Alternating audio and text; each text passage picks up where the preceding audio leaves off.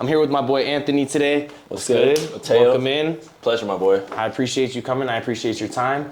I wanted to bring Anthony on because he's a personal trainer. I met him through a gym actually, right here, right by my house. That's where I started working out when the gym opened about 2 years ago or so, something like that.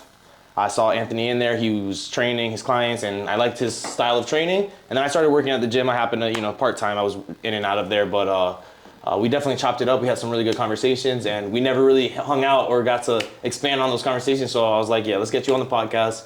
I appreciate your knowledge in the fitness industry and the way you train your clients. So I was definitely interested in chopping it up a little bit and picking your brain. So we got the cameras on, one.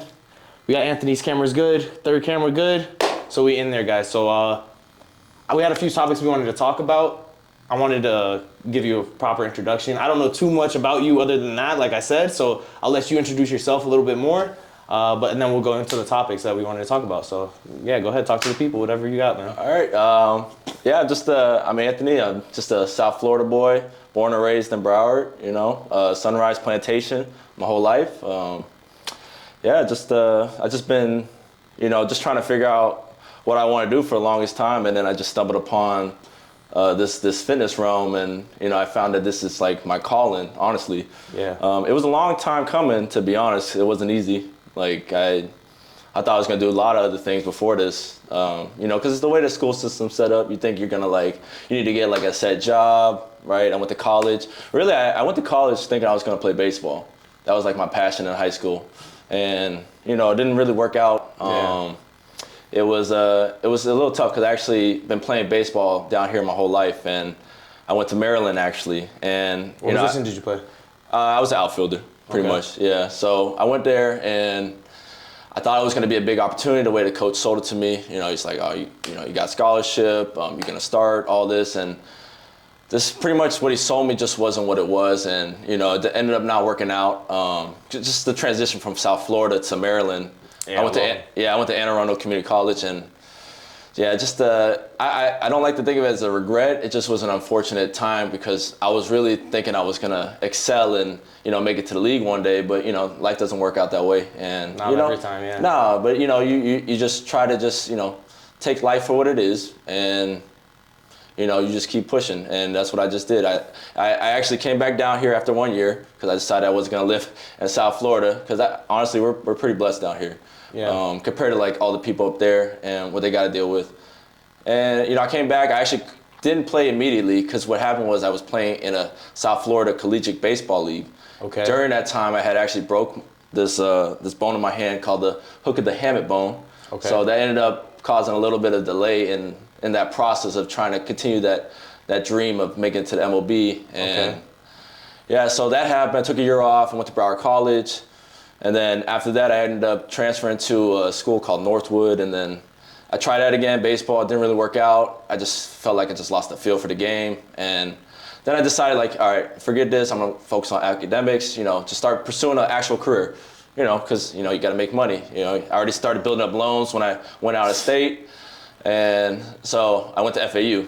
Okay. Went to FAU, entered the exercise science program. Okay. I originally thought I wanted to be a physical therapist. I remember this day in my intro to exercise science, it was like, how many of y'all want to be a physical therapist? 80% of the class rose their hand. This is like 150 kids all saying that. Right. So the teacher had put the perspective in my head like, all right, now I want you to just think about everybody that's in this class that have rose their hands, that want to be a PT. Now just think about how many other people that want to be a PT, not just in this state, but just in the country alone, let alone the world, right? And then you're trying to be in a PT program down in Florida. There's probably 5 to 7 different colleges that offer that, right? So you're trying to compete with a bunch of other kids or other students in order to, pursue that dream of being a PT. I didn't want to let that deter me from pursuing that, but I was just trying to be realistic about, do I really want to pursue this and try to compete with all these other people to pursue something that I'm not really sure if I want to continue. Right. So I ended up deciding to what I really decided is I didn't want to, how do I want to say this? I didn't want to, I guess I didn't want to compete with them for something that I wasn't really sure if I want to do for the rest of my life. Okay. So then I ended up like, all right, physician assistant. I was like, I'm chopping up with people that are also talking about that. It's like a good paying job. It's a high demand. I'm just in the mindset like I gotta make money after I graduate, right? So I ended up. All college students know that struggle and that little dilemma that you're in, right? Because you were basically just choosing between majors at that point, like switching majors and trying to see what path you wanted to take, right? Yeah, exactly. And funny enough, I started the same thing. Well, I mean, I started as an engineer in college, and then went to health sciences and jumped around or whatever, and I wanted to become a physical therapist as well. So, ended up being a trainer, So you keep going with your story because obviously you didn't choose physical therapy. So what happened? So at the end of the exercise science program, they have an internship program, right? So I ended up actually pursuing chiropractic as like an option. Okay. So, but the fortunate thing for me was that I went to a place called FTX Wellness in Boca that utilized different modalities, not just chiropractics, but it had physical therapists on staff, you had massage therapists, you had strength and conditioning coaches. So I had a chance to see all of them in one setting. And throughout that experience, I ended up realizing that the coaching side of it was something that came a little more natural to me. Also, what else disturbed me was you go to chiropractic school, you got to take out about $250,000 in loans. Wow. You know what I mean? So it's like, wow. Do I really want to set myself up for, playing behind like zero? Because Right. when you're in debt, you're not on an even playing field. You're Right. behind.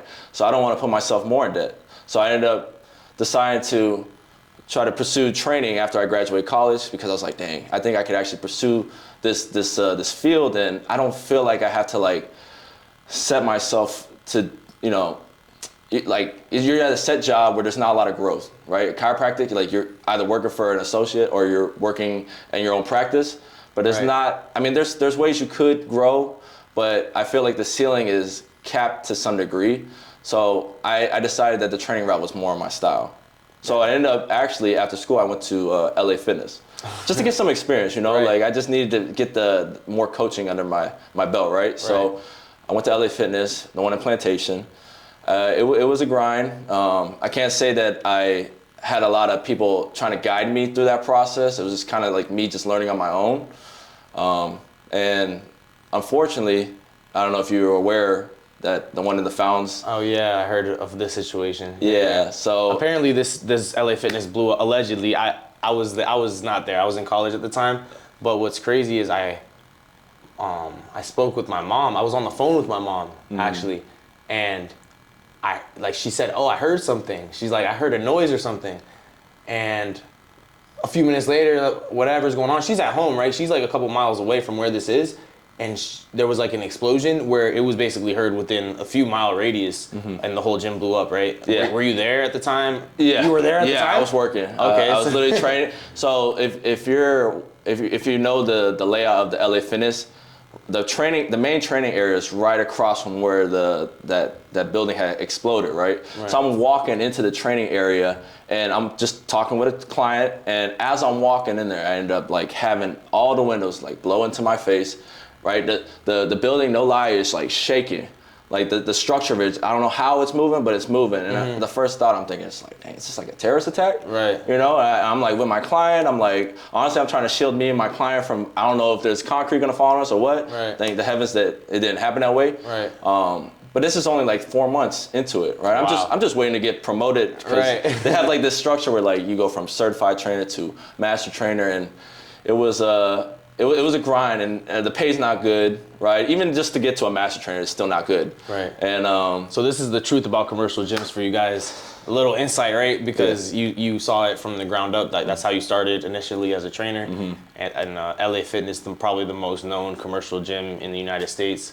So so what was the transition from? I mean, well, actually, that's still kind of a crazy story. Like if you want to finish going on with what happened that day. You said the glass blew in your face. Did you get hurt? I got a little cut up, Okay. from the stuff falling from the ceiling. Yeah. So it wasn't that bad. No, there was no casualties, so thank God for that. Right. But no, I mean, what I just want to say, like, it was an unfortunate event. Then just my experience at LA, like I felt like I was just on the come up of like just building my clientele, getting the flow, right? And then life hits you in a different way, and then it's like, no, that's it. And that was a good location, right? You're in Plantation, there's like people got money out there. So I'm thinking like this is gonna be a good opportunity, and then all of a sudden we get a backtrack, right?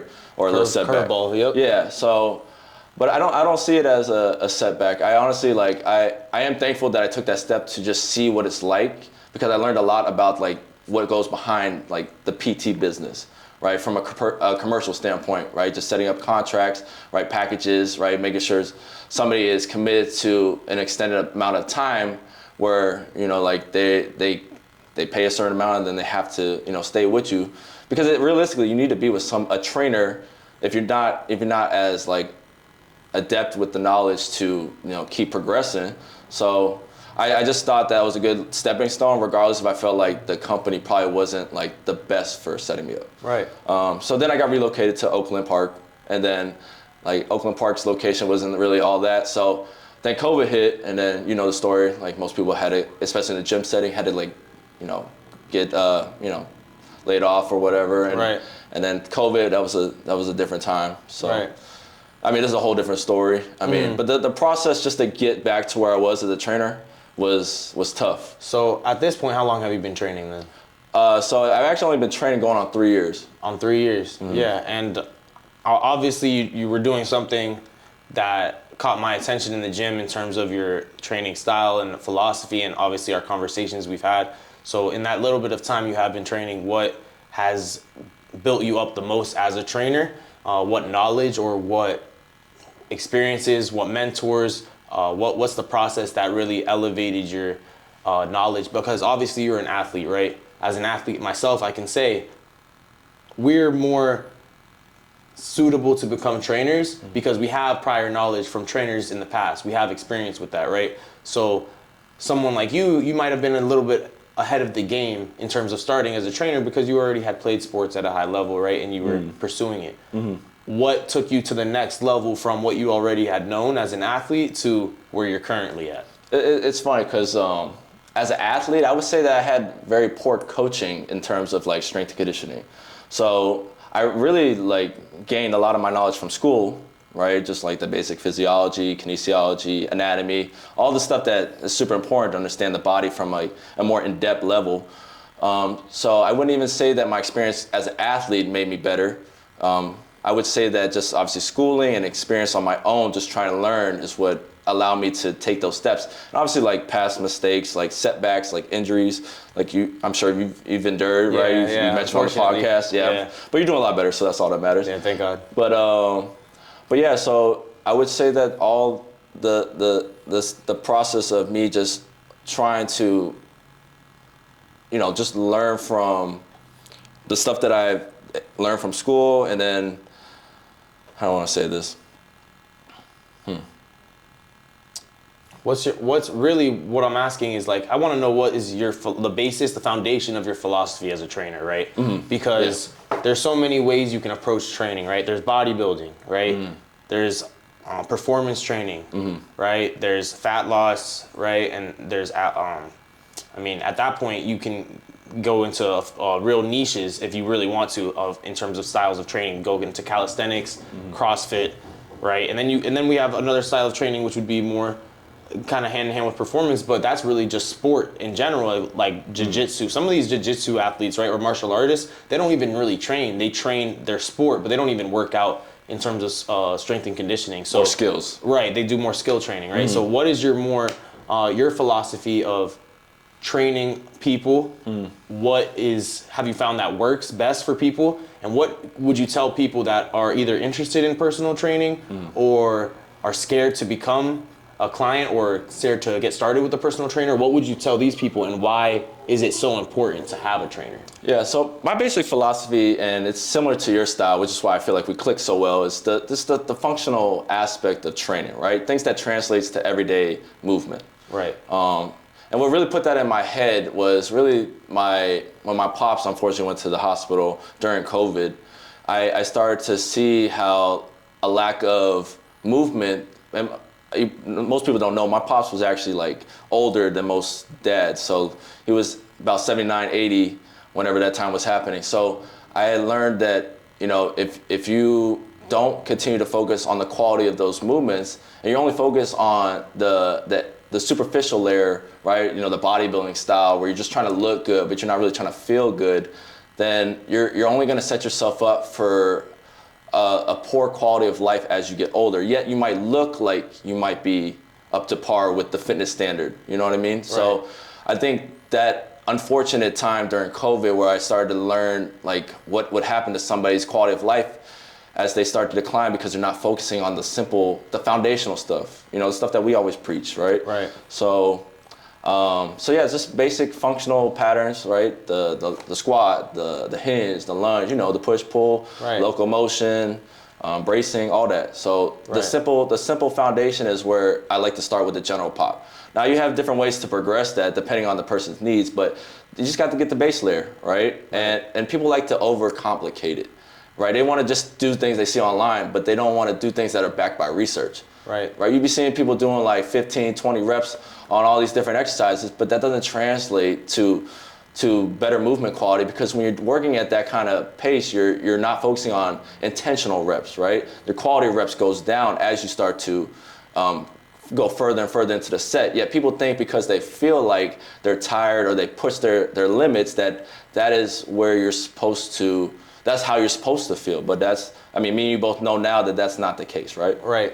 And I think that's important in having a goal before you even start training, mm-hmm. right? And that's just having a direction, knowing where you're going before you start moving, right? It's real intentional, right, exercise, and not just intentional reps, but intentional exercise selection, right? Intentional rest times. And the more detail-oriented you are with those things, the more you'll see results, right? And the more you'll get the exact results that you are working towards, right? It's kind of like a science experiment in that sense, right? So everybody kind of is different, right? So you have to kind of play with your body. How does your body react to X, Y, Z, carbs, high volume training, right? That Exactly. all of these things that we just kind of test on a daily basis with our clients, right? So it's kind of just an experiment.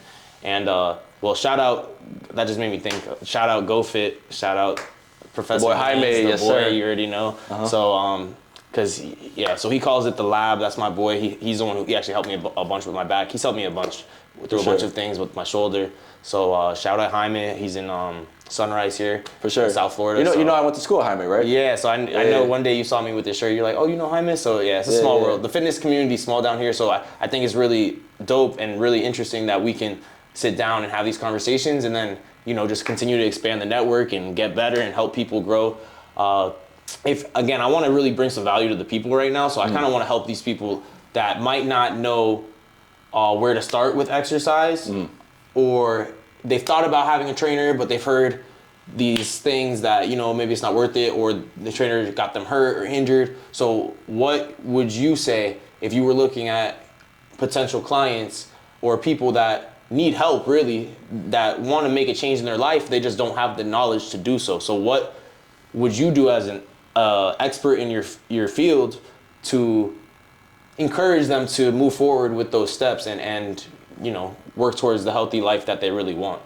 Yes, that's definitely a very common thing. It's just knowing where to start. Like I said, it's all about just building a foundation. It's just, most people like, to overcomplicate the simple things, right? The things that they like just doing basic body movement, right? Can you do a body weight squat properly? Can you do a push-up, right? So if you can't even perform quality reps under just your body weight, why do you need to load a bunch of weight on a bar, right? You see trainers all the time. They'll throw weight on a new client and they haven't even shown that they can perform the task without it. So it's like it's very saturated with those kind of trainers, unfortunately, right? So I would just say, if you just build a simple routine where you're just focusing on simple body weight movements, like I just said, like the 7 functional patterns. Right. You're right, squat, hinge, lunge, push, pull, different variations from vertical to horizontal, different bracing, right? You got your planks, side planks, all that. You got your locomotion movements, right, where you're sprinting, jogging, right? You got to be able to move the body in different planes of motions in order to really move at a high quality, level, right? Right. And also just building a good foundation with nutrition, right? Are you even hydrating on a daily basis? Because if you're not even hydrating, how are you expecting the body to function as optimally as you could, right? Right. And most people, they don't like water for some reason, right? It's the most abundant thing in our body, right? Our body regulates temperature off that. Our brain is made up of water. Right. Our joints are, fluid because of being hydrated. So it's like, if you could just build a good foundation with water, that's a good starting point. Now, when it comes to nutrition, that can seem like a very complex thing because everybody has different what foods will affect them in different manners. So you kind of have to play with it. But I mean, if you're getting your fruits, you're getting your vegetables, you're getting your complete proteins, whether it's from animal meats or you're getting it from other sources, whether you're vegan or vegetarian, right? You just need to make sure you're getting that baseline of protein in order to help not only build muscle but maintain it, right? Because we don't store proteins like we do carbs and fats. And unfortunately, everything that is in society is high carbs, right? High fats, right? So they're storing a lot of this, but and everybody's focusing on, the weight dropping. But then when you focus only on the overall weight, right, you could be losing muscle mass, which is already hard enough to build. Right. So the consistent protein intake would be a good starting point. Consistent hydration. Right. Stretching a little bit every day, right? You're just doing 10 minutes a day, that will compound. Right, the compound effect works with everything, just a little bit. Right. So it may seem like a lot at first, but then it's going to become a habit, and the habits will obviously like transcend into something great if you just continue it. Consistency, right? Yeah, and that's you basically start at the basics for everybody. If you don't know where to start with moving. Just move, right? In different ranges of motion, like he said. Going to the beach, I found that's a really good option for a lot of people, even if they don't know where to start with exercising. Go to the beach, walk on the sand, maybe get a little jog on the sand. Just walking in the sand barefoot is really good for your feet, all the way from the nervous system to the ligaments to the joints, everything all the way up, and it really helps. So I think you start at the beach, go into the water, moving in the water even helps, going to the pool, little things like that I find helps people doing things that they already enjoy, So I think that's a good place for most people to start if you're not working out at this point right now. But if you are working out and you're not getting results, that's why you need a trainer, right? Because if you don't have the knowledge, I heard this quote from someone in college who told me that he was selling me something, right? It was a salesman, and it was a good pitch, and I've stuck with it. Where you either pay for time, you pay for things with time, you pay with money, or you pay with both, right? And you really get to decide. If you want to become proficient in exercise and movement, you can pay with your time, right? And take the time to learn how to move properly and really become an expert in exercise and fitness, right? Or you can pay with your money, save yourself the time, and what's more valuable, time or money, right? Of course, it's always gonna be time. Exactly. So if you can save yourself 10 years, right, by paying a little bit of money up front to learn, logically that makes sense, right? Yes. I'm not pitching you guys. I'm just saying logically that makes sense. So as trainers, I recommend, if you want, even I tell clients, I say my job is done when you don't need me anymore.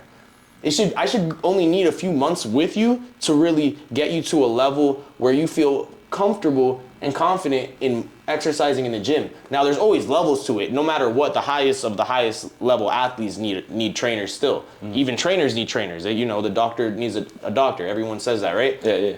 But I think if you really are intentional with those 3 months that you put into a client's time, right, they can leave those 3 months moving better than people who have been working out their entire life. Right? Been working out in the gym and they're 60 years old and they just keep doing the same thing every day, like we say, So think about it. Pay with time, pay with money, pay with both. You decide. But if you are looking for a trainer down here in South Florida, he's the guy. I appreciate you know what I mean? I'm taking a few clients here and there right now. I'm not filling my books the same as Anthony right now. He's put in a lot more time into that, and I recommend him as a trainer. So like I said, I respect him as a trainer. We're gonna have Jaime on here soon. That's GoFit, Professor Gaines in the lab. So we'll probably get all three of us on a podcast too, because that would be really dope, because he is really insightful, and we all have really, really good connection in terms of energy conversation. So I think that would be really nice too. So if you're looking for a physical therapist, shout out Jaime, check him out around the area as well. I wanted to ask you a couple more things, but first about really like barefoot training, because functional training, it all starts at the feet. Yes, sir. Right? And, Yes, sir. and we know this, That's right? how we So- connected. Exactly. That's how we originally connected, right? And so tell the people, why is barefoot training so important? Because I preach this, right? And people like, all my clients think I'm crazy. Everybody thinks I'm like, blah, blah, blah. Tell the people what's going on with the barefoot training. Tell them why it's so important so I can put it to rest, all right?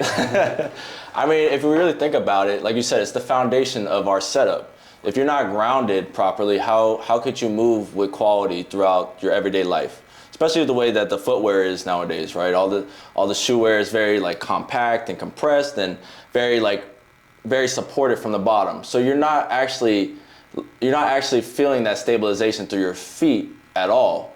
The average American or average person in the world is usually not.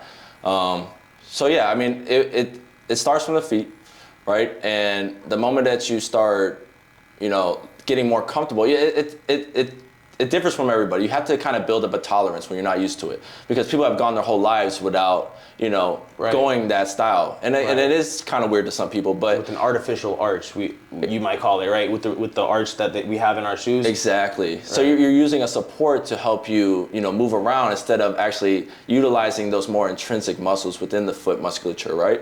And ultimately that's gonna lead to your ultimate decline as you get older, right? Because if you lose the ability to ground yourself, right, that's where people start to lose the ability to balance, and then they start to fall, right? Yep. And now with the shoes, they're compressing. So now you're losing the surface area, right? Because it's all squished together. So we need to learn how to splay our toes again, so that way we can widen that surface area, which ultimately leads to more balance, right? And I mean, guys, think about it. If you have a wider base, you're gonna have more balance, right? Mm-hmm. So spread the toes. If you close the toes with the shoes, you're gonna have less balance. It's pretty logical, It's just when there's a paradigm across a whole society that shoes are normal, Exactly. right? And these specific types of shoes are normal. It's hard to break people out of that mindset and that mentality, right? So if you guys are not training barefoot yet, consider it. It helps. It's Game changer. right? Just walk around barefoot, right? It's just something you got to get used to. Like you said, society has made it so common, right? The first thing doctors want to do is put an insole into your foot in order to help you support that. So Right. it's almost like they don't want us to be able to move with better quality. Right. And then we can get into big pharma and all that. Yeah, right. I was just thinking that, but I don't want to. We can go there too. I was gonna say though, I like to describe it as a crutch, right? Shoes, Yes, or absolutely. like these type of shoes, right? And imagine if you were walking around your entire life using a cane from a baby, right? Yeah. That's exactly how our shoes are, right? And obviously, if you look at a baby's foot or young children's feet, they're much more functional and healthy. And again, there's so many nerves in the feet, right? Yeah.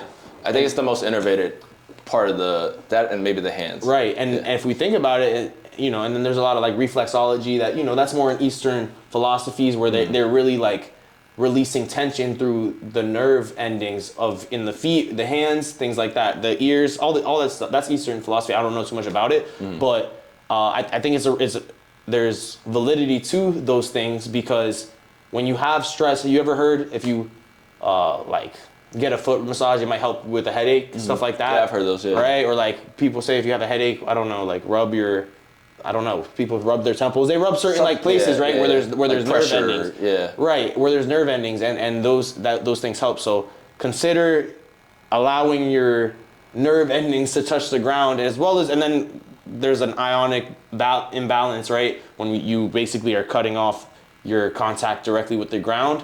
And then that gets into a little bit more science and vibration, which we were talking about before cameras cut on, right? Because, the Earth has ions, right? Negative and positive ions between, and that you and the Earth are constantly releasing back and forth through each other, right? It's a magnetic balance that we have. So if you're disrupting that balance, it's affecting that as well, which can throw off your vibration and things like that as well as our music. And that's what you were talking about before, right? Because Yeah. Just trying to utilize that more to just influence the body in more like positive manners, depending on what we're trying to do. That's why people listen to music, right? When they're working out, because they want to be more locked into what they're doing.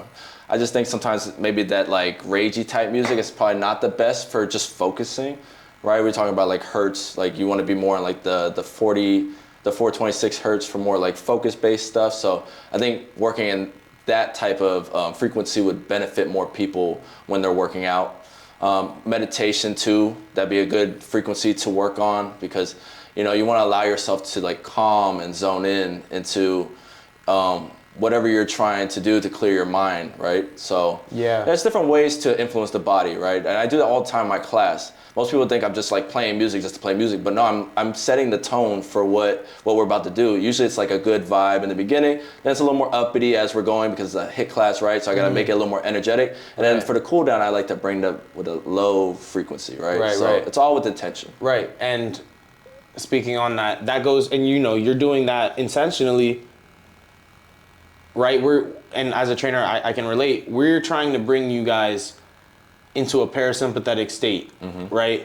Where you have your rest and digest state, which is your parasympathetic, and your sympathetic state, right? Which is your fight or flight, right? And those are different states, physiological states of being that your body has, and completely different chemical reactions going on in those different states, right? So when you're eating or and you're in that rest and digest parasympathetic state, that's when you really want to eat and optimize your nutrition intake, right? So if you are just leaving the gym, for example, you don't want to go right into your eating unless before you left the gym, maybe you went into some breathing, like you mentioned earlier, some breathing, or you slow down your heart rate and you were real intentional with the fact that you're no longer in a high stress environment where your body needs to put all its energy into working hard and fueling the muscles. Now it can direct the energy into digesting and recovering the muscles and optimizing the intake of the nutrients, because your body is a very smart machine and it's going to optimize the energy output through different mechanisms, and in this case is going to make sure that you guys are, you know, recovering when you need to recover, or if you're not in a state to recover because there's a tiger still chasing you, it's not gonna let you recover. So when you finish a workout, slow down, bring down the music maybe to a slower frequency. Before we're able to expand on things that we don't really get to because, you know, we're both busy people. Exactly. So and what's really cool too is, you know, this helps us build our brand, man. And like, for anybody who's watching, if you do not have a personal brand yet, please prioritize it. And everyone has a personal brand, I should say, because even if you don't go on social media or post or make content, that's fine. You still have a personal brand within your community, within your circle, and this is how people know you, right? So make sure you are intentional with building your brand, because that's how people know you for the rest of your life, right? And that's why we have people like CT Fletcher, right?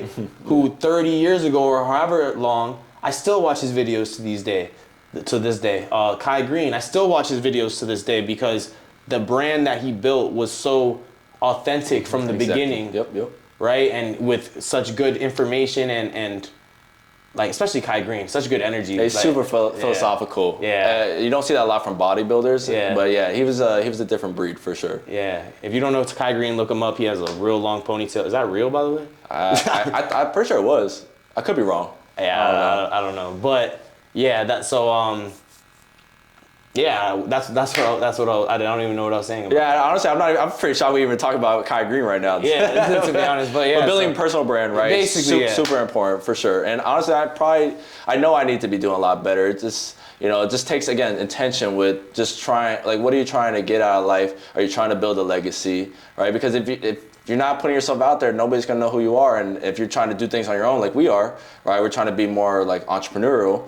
It's something that it has to be a priority in order to really expand where we're trying to get to, right? Yeah, absolutely. So I want to give you an opportunity now to, you know, if you have anything to say to the people, potential clients, any plugs you have, anything you got coming up, anything you want to tell the people, you got your camera right there. Talk to the people, let them know anything you got to say. You know, like I said, we have some content that you can, you know, now distribute on different platforms for yourself, and again, help build your brand. And that's really what the podcast is about, guys. So if you're looking to build your brand and you want a good conversation and you feel like that would, the vibe and the energy that we're bringing to this platform is aligns with you, then reach out to me and we can set something up. So go ahead, Anthony. Anything you got going on or anything like that? I would just say, just don't be afraid to take that step for help, right? Like most people, they don't have enough humility to admit that they're not good at something. Like he said earlier, like it's okay to outsource help if you feel like, if you feel like you don't know where to start. Yes, you don't want to, you don't always want to be so frugal about, paying out in order to get that help, but you also don't want to spend time on something that's not really putting you where you want to be in life, right? So save yourself the time and make that kind of investment if you really feel like you want to take this step, because ultimately everybody should be taking a step towards trying to better their physical, mental, emotional well-being, even spiritual, if you guys believe in stuff like that, right? So just have humility and, there's so much information online too. I know I said don't put all your time in there, but like be willing to learn. And that's ultimately where, I just found myself just like constantly on YouTube, just like trying to see like how I can approach things differently. Like you said, when you have setbacks, you're like, what did I do wrong? Like why did I get hurt in this situation? Oh, because I'm not focusing on the technicality of the movements. So that's ultimately like, I probably should have said this earlier, is focusing more on the form and the quality of those movements early on could have saved me those setbacks, but those setbacks ultimately taught me those lessons that gave me my philosophy now. Right. So. Right, everything happens for a reason. Exactly, right? Man. And that's how we roll with the punches. That's the way you roll. You go with the flow. You're similar to me in that sense, and we kind of just like let things roll off our shoulder, which is, that's a really good way to stay sane in this life. Because if not, you're constantly always trying to look over your shoulder, fighting something, because we only have so much control over certain things. So absolutely, some people have heard of the circle of influence and the circle of control. There are certain things you can control, certain things you have influence over, but don't confuse the two, right? And then put your time into the things you actually can control, and if you can't, keep it moving, right? So, yeah, man. I was gonna ask you one more thing about, because we were talking about doing what's inside your control. I don't even know, bro, but because what we were talking about that before that. Before control? Yeah, movement. No, you were talking about the setbacks. Everything happens for a reason, right? Absolutely. So, and I say that to say everything happens for a reason. However, we should try to learn our lessons, right? Yes. The first time they come around, even though we probably won't. That's how life goes, guys. So don't beat yourself up. I'm here to help. In that sense, if you guys are looking for a trainer, I'm here to help. If you need another trainer, you got Anthony right here. He's here to help. So you have help. If you want someone who's there just for accountability, that's what we're here for as well. So I'm excited for what we got going on right here. I'm excited to keep building, keep adding value to the people. If you guys are interested and you like what's going on, please leave some comments, subscribe to the channel if you can. And yeah, man, reach out if you want to come on the podcast, get some talk up, get some love going. This is Meditation in Motion right here. Absolutely. With this, so I'm gonna explain a little bit about the name real quick, since this is my first time actually announcing the name of the podcast. Oh shoot, I'm honored. Let's go. Yeah, bro. So this is Meditation in Motion, MIM. This actually started maybe 5 years ago. I have this in one of my notebooks from college where I wrote down the logo already. Meditation in Motion. This is the brand, and it's because everything, again, and I spoke on this on my last podcast, I believe, it's just everything is just about being present in the moment. Exactly. And when you're present, and that is meditation, if you can just be present, right? But now present while you're moving. Meditation in motion. So whether you're drawing, painting, running, doing any type of sport or movement, right? You get into this, what's called a flow state, right? And that is meditation in motion. So even while speaking, you can be meditating in motion. And that's why I have the name for the podcast, Meditation in Motion, because we're here in the flow state, and that's what we're doing. Whether we're growing in our spiritual lives, we're growing in our physical lives, or if we're growing mentally, either way, we're just looking to move forward and be present in the moment. So if you like what's going on, Meditation in Motion, merch is gonna come soon. Don't know when. Don't hold me to it. I got a lot going on though, guys. So I'm really trying my best to manage this all. And I appreciate everyone who's supporting. And like I said, big things coming. We're not stopping. We're committed to this, committed to building the brand, helping the people out. So I appreciate you for your time, Anthony. Appreciate you, Mateo. He's coming on for a part 2 for sure. We're gonna get Jaime on here for sure. I'm gonna have more trainers I want to get on here for sure, and just give some more insight into what it's like to be a trainer. Some of the crazy stories, some of the funny stuff we got going on. So, let me know if you guys need anything, you guys want anything specifically, any guests you guys want us to talk about, or any topics you guys want us to talk about. But specifically, we're just trying to add value and bring value to you guys. So, I'm gonna be working on my communication skills every single episode. I'll get better, and I already know that because anything I put my mind to, I'll be great at, and the same with you guys. So let's keep getting better.